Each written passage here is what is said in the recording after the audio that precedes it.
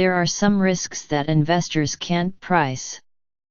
An allegation of sexual misconduct against a chief executive has now been added to that list. Wynn Resorts shares plunged more than 10% on Friday afternoon, wiping $2 billion off the company's value, after the Wall Street Journal reported that such accusations had been leveled at the company's founder, chief executive, chairman and biggest shareholder, Steve Wynn. Mr. Wynn promptly dismissed the allegations to Reuters as preposterous. The loss of value is a reminder to directors on all company boards that even an unproven suggestion of sexual harassment is now a financial risk. Casino companies face manifold pitfalls already. Wynn Resorts, which gets most of its earnings from operations in the Chinese enclave of Macau, is effectively a punt on the whims of politicians in Beijing, who mostly turn a blind eye to the 20 million citizens who flood over the border in a year to engage in activity forbidden back home.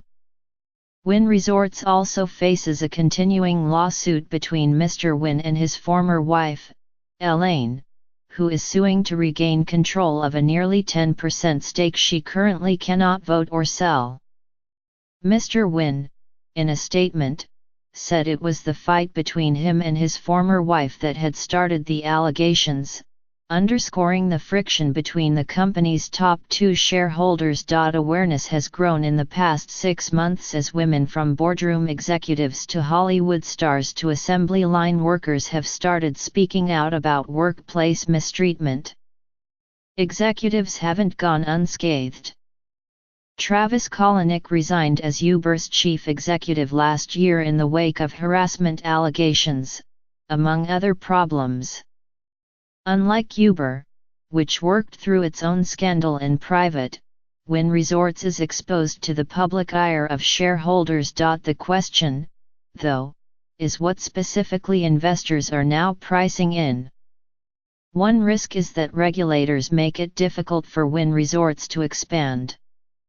The Massachusetts gaming watchdog said on Friday that it would review plans for a new casino in Boston. The threat of parting ways with an influential executive, until now a reasonable steward of shareholder value, is also potent.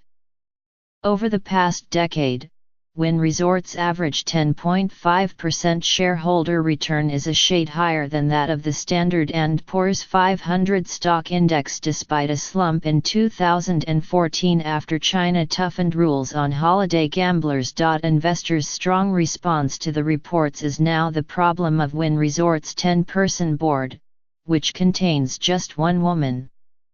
Others surely will learn from how the Wynn board responds. As for investors, the private nature of such allegations means they have little visibility on such risks or how they will develop, which may explain why many sold on Friday.